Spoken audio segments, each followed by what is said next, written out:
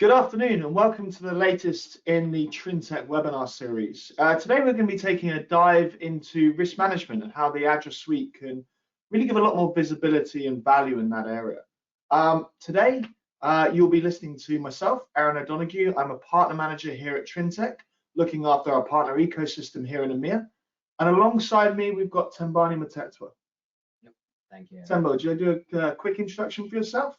Yep, certainly. So I work as a solutions consultant within the UK&I business.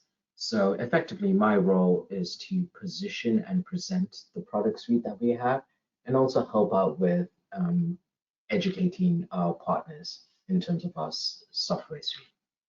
Thanks very much, Tembo. And I think there's a real flavor to today's partner session because we've really taken on board some of the advice and some of the direction that our partners have given us while putting together this presentation today.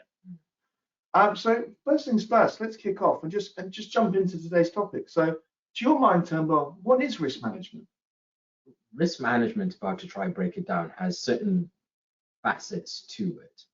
From a Trintech, or putting on my Trintech glasses, I would say we deal with risk management in relation to the period end close and everything around it. Looking more broadly, we could break that down into mitigating the elements or potential elements of risk when it comes to fraud, and also mitigating any potential risk when it comes to business risk. And I'll probably dive a little deeper as to what those are in a bit. Yeah. So obviously diving into part one, let's talk a little bit around fraud risk to begin.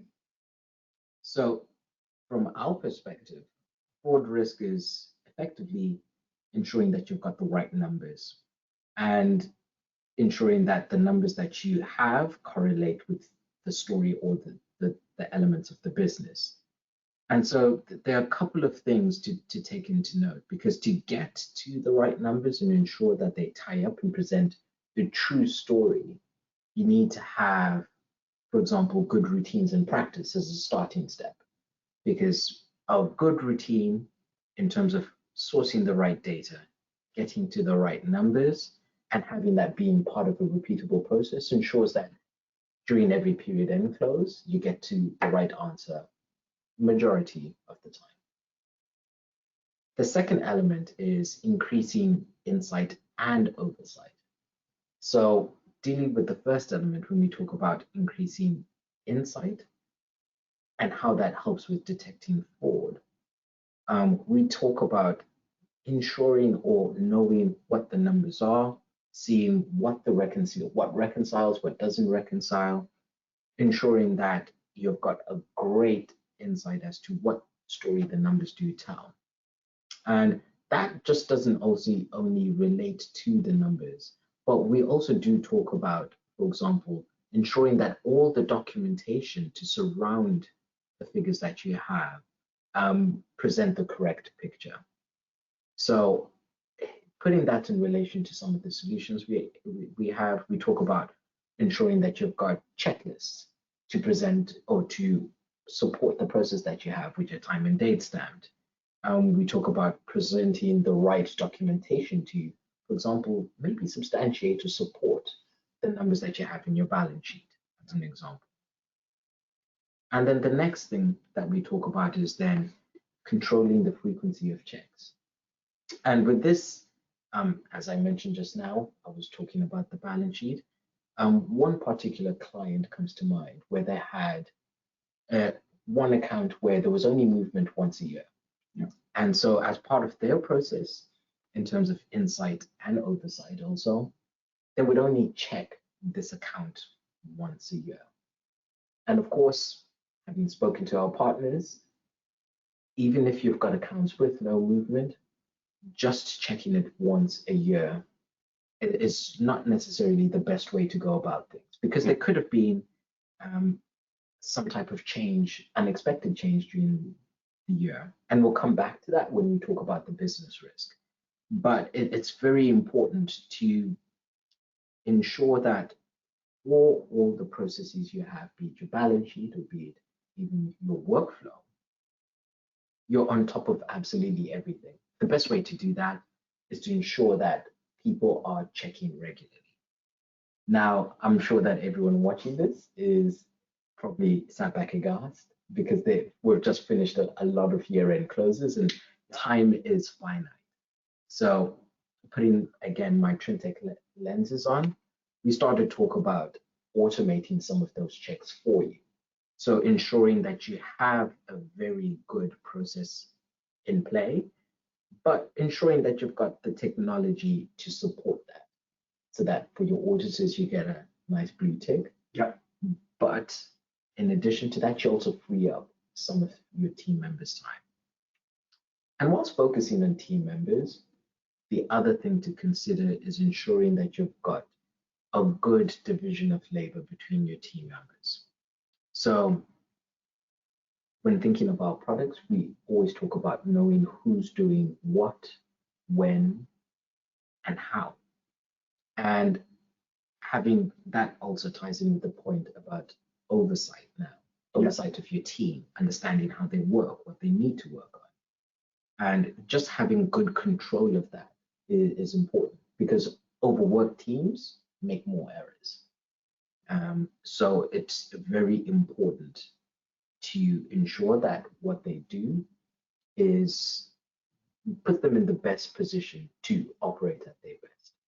And moving on to the next slide, that division of labor also can present its own business risks when things do go wrong.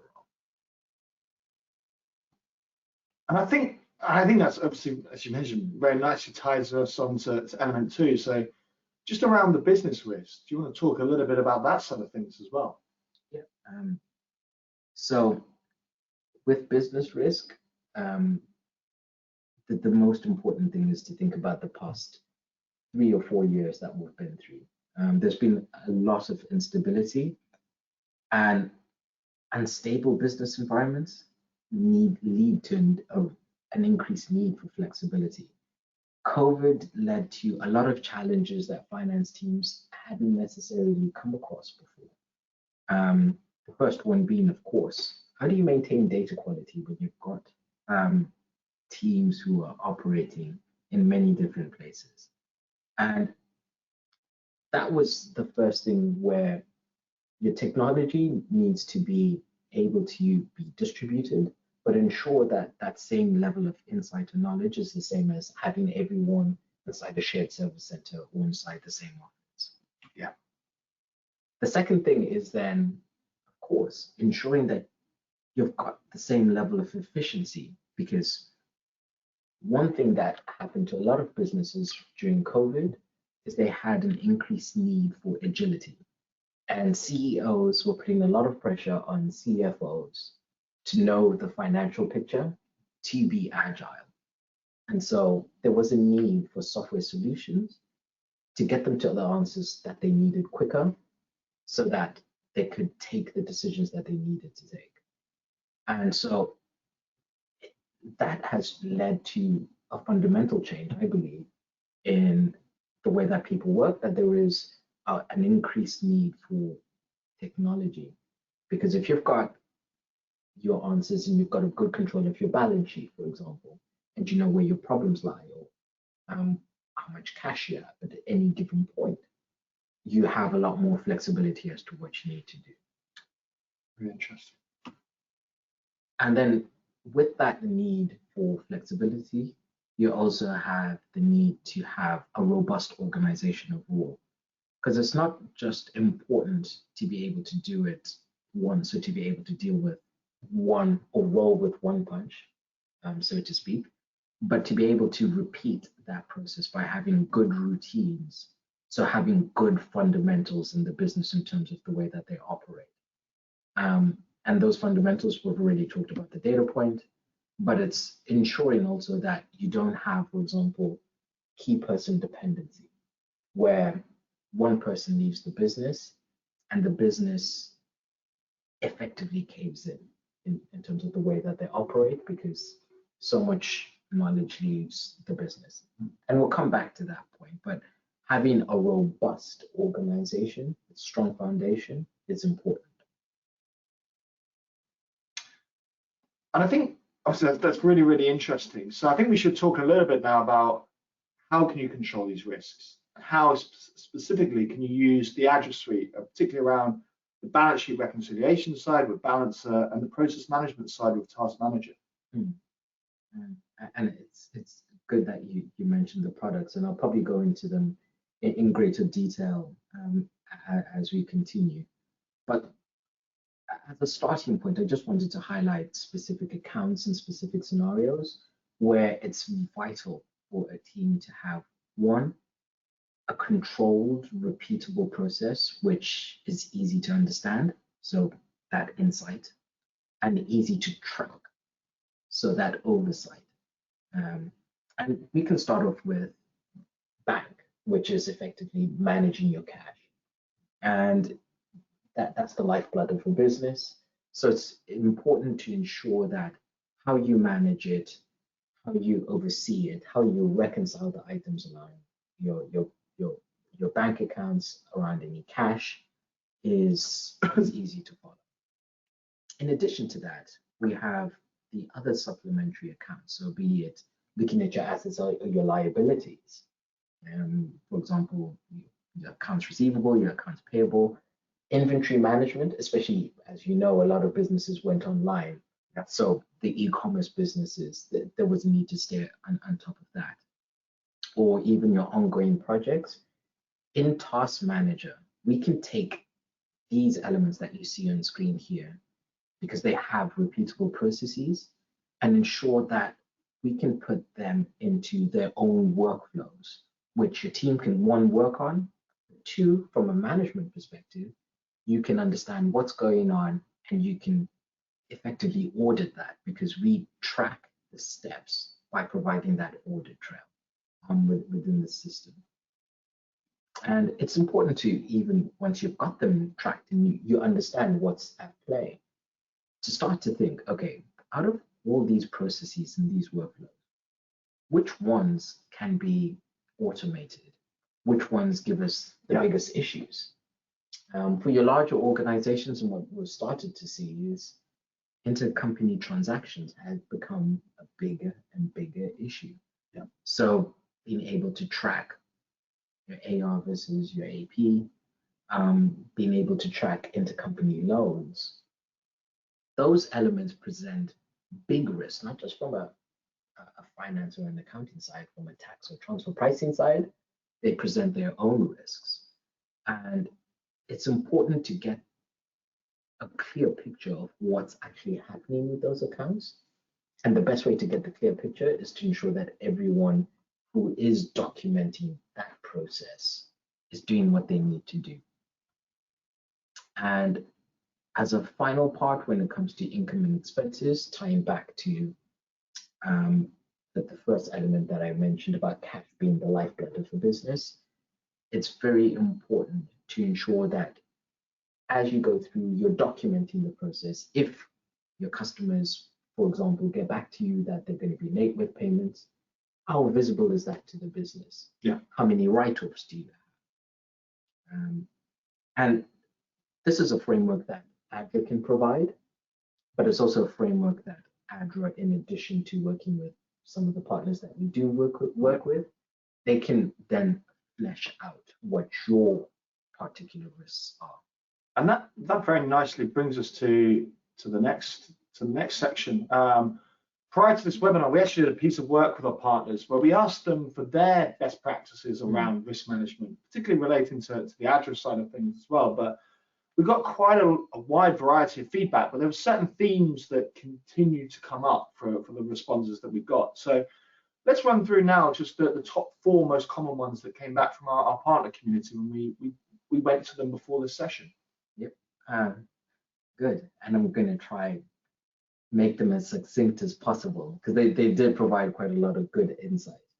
But I would say probably the first one is centralizing all the documentation around your balance sheet process. And I refer to it as a process because it involves substantiation. It involves the workflow around it. So collecting the documentation. It involves ensuring that you've got a very good workflow. So your preparers, approvers, reviewers, ensuring that the right people are doing the right things, and that for your accounts, you've got a good process of then reconciling or reviewing that. The second thing is then, how do you do that? And looking for the right technology to support this need for efficiency and transparency.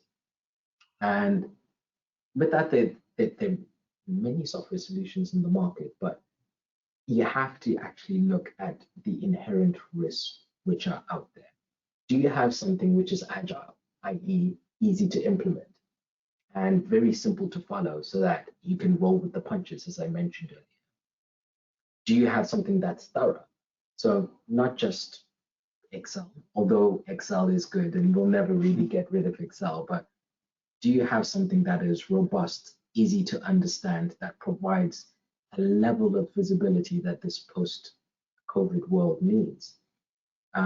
Do you have something that can automate your process and deal with the volume? Because we've seen many of our customers either grow with explosive growth when they've gone online for the first time, or even expanded. Do you have something to support that growth?